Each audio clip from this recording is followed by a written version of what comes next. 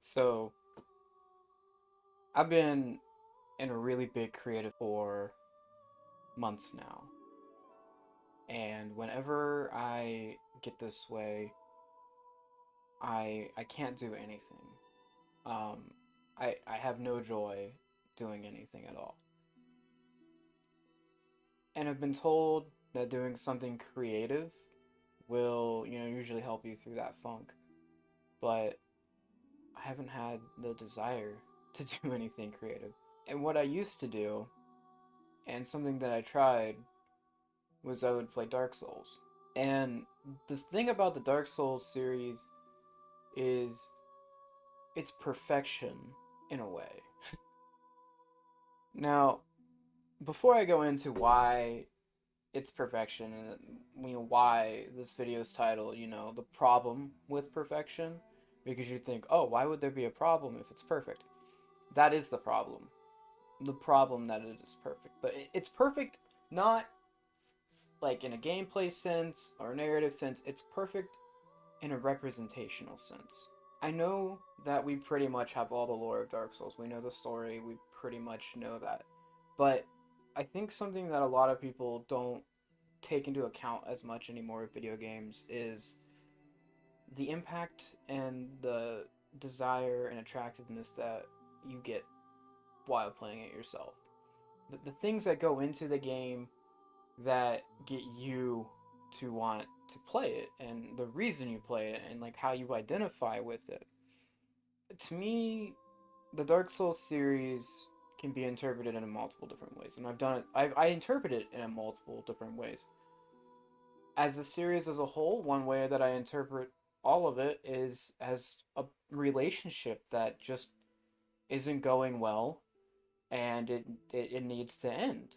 While that's more of a representation of the series as a whole. If I break it down into like independent games, the one that I think is the most perfection is the first game. Not Demon Souls. Demon Souls is a little different, and when I've played it more, I'll maybe make something to go more into it, but for now, we're just talking about Dark Souls 1, 2, and 3, and Bloodborne. So I guess this is a Soulsborne video, not just a Souls video.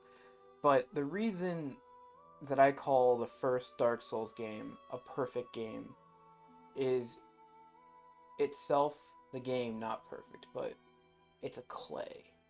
And it's a clay that you can mold into whatever you want it to be. And the first game sticks with you the most because it's the one that I play the most. And, well, besides Bloodborne, I play Bloodborne a lot more than all of them. But I think that's just because of the risk-reward thing with it. It's a lot more appealing to my reptile brain in that way. It's a lot faster dopamine. While when I'm in a bad mood or a creative rut, I play Dark Souls 1. And like I said, Dark Souls 1 is the clay, and we are the artist, and we sculpt it into what we want to know. Like, we know the story. The world's gotta end, a new age needs to be brought upon, or continue it, you gotta find Lord Souls. That's not how I interpret the story. Now, like I said, I have multiple ways of interpreting the stories. The first way that I always do it, because I'm usually depressed when I'm playing these games, is that Dark Souls 1 is the journey through depression. And it's even easier to see that when you start the game. You're locked away in a far-off asylum. Asylum's usually, about mental health. You're locked away from the world. You're in your own little place. It's closing in. You're becoming less of a person in a way. And then someone does their best to help you, but that someone fails their own journey to watch you succeed. And the first thing you do is you fight the biggest demon at the beginning, and that's to take the first step forward to getting over your depression. After that, you're out of your world, in a way. You're out of your small cell, and now you have to navigate the world through your depression, fighting your demons. You fight a lot of demons in Dark Souls 1. And then You overcome your first challenge. You ring one of the bells, and you get a great satisfaction because it's been a hard trial. You've had many trials and tribulations along the way. You finally overcome something. You finally get some accomplishment. It feels good, but it doesn't take away from the bleakness that you feel. You do it again. Finally, yes, I did it again. I've achieved. I've gone on, but the world is still the same. And then you go through Sin's Fortress. It's the test to get to the next step. You fight through all of the traps, memorizing them. You get through the different horrors. You're overcoming the people in your way. You overcome an obstacle with somebody else. Because most of the time, you summon Black Iron Tarkus to help. I know you don't have to, but I always kind of get happy when I can summon an NPC to battle, because, it's nice. But, there's people along the way to help you through this. Like, the NPC summons. These are the people in your life to try to help you. So you get to Anor Londo, and you come to your biggest challenge yet with Ornstein and Smo. It's a battle style you're not used to. And this is kind of like maybe transitioning from self-therapy to guided therapy. You do so much for yourself, but at this point, there's this extra layer that now you have to confide in somebody else to help you. You finally overcome them, and you move on. You get the Lord Vessel, you go back, and then now you have the 4 biggest obstacles in your way. And these I always interpret, when I think of this way, as different things that could possibly make you happy. I guess we can go in what's usually the canonical order that people do this with Seath.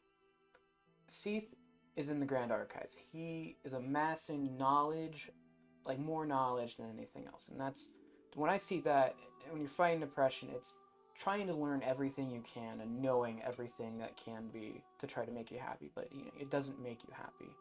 In the end, you feel more miserable because you learned so much more. You're more aware of the frailty of your life, the existentialness. And then you move on to the 4 Kings in the Abyss. It's a dark area. It's, it's a dark area. And that's like the darkest part of your depression in a way. But the 4 Kings, well, they were kings. They had power over people. They had influence. They had wealth. So I always think of it like you've gotten a high standing in society. You thought climbing through the ropes in the social ladder, getting up higher, getting wealth would make you happy, but it doesn't. It's just nothing but bleak darkness. And then you would move on to Gravelord Nito. This is the order I usually do it in. Actually, I usually do it 4 Kings, Gravelord, Seath, and then Bed of Chaos. But most people go this way. And the way I interpret Gravelord Nito and with the depression is you seek a higher power. Gravelord Nito is the first of the dead. He has come back from life. The idea of life after death. You try to find something out there that could be more compelling, something to strive for. But you go through all this spiritualness and trying to find an ever after, but then you realize that you're not making your life more important. You're striving for something after it ends. And when it comes back, nothing's the same. You really do just feel like death. And then finally you move on to the Bed of Chaos, and I think of this as you've done all these other trials. You're trying to control the chaos in your life, and it just gets worse and worse. I have died in that game to the Bed of Chaos more than anything else, and I know it's not a hard boss. I just am bad at dodging most of the time. Even though I've got hundreds, probably thousands of hours in this series, I still make dumb mistakes. I can beat the first game in under 5 hours now. I'm nowhere near a speedrunner, but that's pretty good for most people. And they're just trying to control all of the chaos in your life and all the problems, but they just grow into bigger problems. as the bed of chaos grows, as you fight it. And then, finally you get it. You get pieces together, and it's time to move on to the final thing. The whole journey of your depression, and it's your final task of, will this finally make me happy? You take all of your past experiences, you put them together, and you think. And that's what I think of Gwen. Gwen is your final self-reflection on this journey. And you can either just make things continue the way they are by linking the fire, or you could try the other route, where it might be dark for a while, but new things will come and you might grow as a person. And that, to me, is, the perfection from that game. Because it makes me think on these levels. Now, the other way that I interpret these games, and this is going to be for all 3 in the main series, it's with like a relationship that's going bad and it just won't end. Now, it's not as prevalent in the first game or the second game. It's more prevalent in the third game, but the other 2 kind of tie into it because they're kind of steps along the way. The first game, it was great. If you go by lore in this instance, where the Age of Fire was great, things were happening, things were progressing so fast, everything was great, the world was great. That's like the only word I can think of, apparently. And you start to see the cracks in reality and in your relationship. You hold dear to those last fleeting embers to keep the flame going. You overcome all the challenges, and at the end, now this is going the canonical route, but think of Dark Souls 1 as like the first big problem in a relationship. At the end of it, you can either try to relight the flames that were there before and to move on with what was there before and try to just block out all the bad things, or you can let it end. And along with the depression, it's going to be dark for a little bit, but eventually there'll be change. Now, moving on to the second game, if you're going in the chronological order of the games released, the second game's a little more different. The second game, I feel like, with the relationship analogy, is that you're desiring more from the relationship because, the game ends with the Throne of Want. And the whole game is you desiring to fix things. You desiring for more. You desire to be human in the game, where you sacrifice the effigies. It's like you push other people away in a way to stay human yourself, stay sane. And you're striving for more. You're fighting all the bosses. You finally get the Throne of Want. And you're like, I want this to work. I want things to be the happy things. You sit on your throne, Age of Fire. Things go back to normal. Now, with the third game, this is where the relationship has been toxic. It's lasted way too long. The world itself is closing in on itself and ending. You've tried to fix things so many times that it's just constantly burned back down, and there's just nothing left to rebuild. There's literal coals left of the fire that was the passion of the relationship. And you can either try as much as you can to fix something out of nothing, or you can finally let it end. Have change for yourself and grow as a person. Grow into a better person. To know for the next time what you really want. Time back in the Dark Souls 2 there. And that's my interpretation of the whole series. The core 3 games. My interpretation of Bloodborne's a little different. It's not really with these, so to say. It's kind of more just when I think of it, that's what I kind of think of. But the core series, with it being that some things need to end for new things to be built. That is the core idea I get from these games. That is the analogy that my heart puts together when I play these games. And I play these games when I'm like this because That's what makes them perfect to me. They're a perfect representation of being able to control your destiny, control something. And that is the biggest problem for people that have a lot of mental illnesses, is that they seek out things they can control. And another way that these games are perfect is that every trial can coincide with a real life challenge. And that's amazing to me. I love that. And it really does get to me on a new level when I need to be creative and I can't get out of a rut, you know? I'll get a new interpretation of it. I can tell my story the way it is. I'll use the stuff I want to use. I'll fight the way I want to fight. And at the end of it, I have to decide, do I want to try to make things go the way they were? Do I want to try something new? And that's the perfection of those games. It's the clay, and you're the artist, and you sculpt it in the way you want.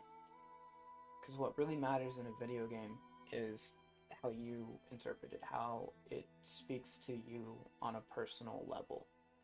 And I feel like I'm gonna cry because I've been really upset lately. I haven't been able to find enjoyment in anything, and if you watched some of my streams, I apologize that I was angry and not happy during them. It's not fun when it's like that.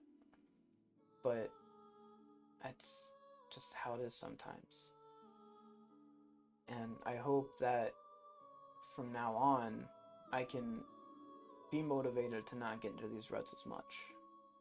To the point where playing anything or doing anything makes me upset.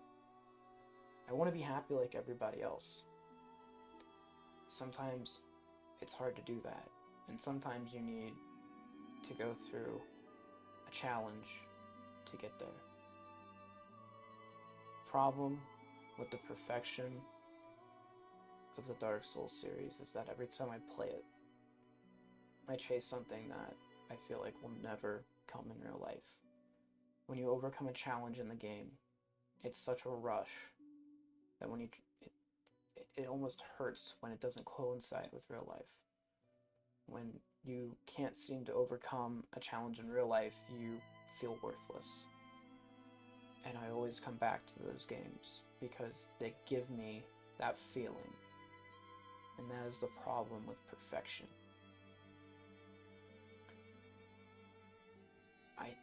There's nothing bad I can say about these games on a personal level, more that, yeah, there's problems with the game like everything else. There is imperfections, but the feeling that I get from it is what matters to me the most.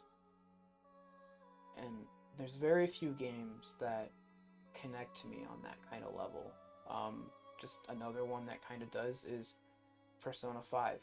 Most of the Persona games I've played 3, 4, and 5, and that'll be another video, but because we're talking about Dark Souls, but I'm chasing that perfection because in my one life, my one life, I want that security that it provides, that I have control of my life, and that I can end things, or that I can keep things going on my will. It's not always like that, but that is the perfection that I seek, and these games help with that. And I mean, if you probably assumed that this video was going to be something bad about the series, it's not. I love these games, but sometimes when the perfection of them gets to me like that, I don't even know what to say. But thank you for watching this, and I hope you find similarities in this amazing series like I do. If you want, I can do that video on Bloodborne, my interpretation of it. Just, like the video, all that good stuff. This is more of a personal thing for me. I'm not making this video to get views or anything. I'm making this video to help myself. Being happy with yourself is the most beautiful thing in the world. Thank you.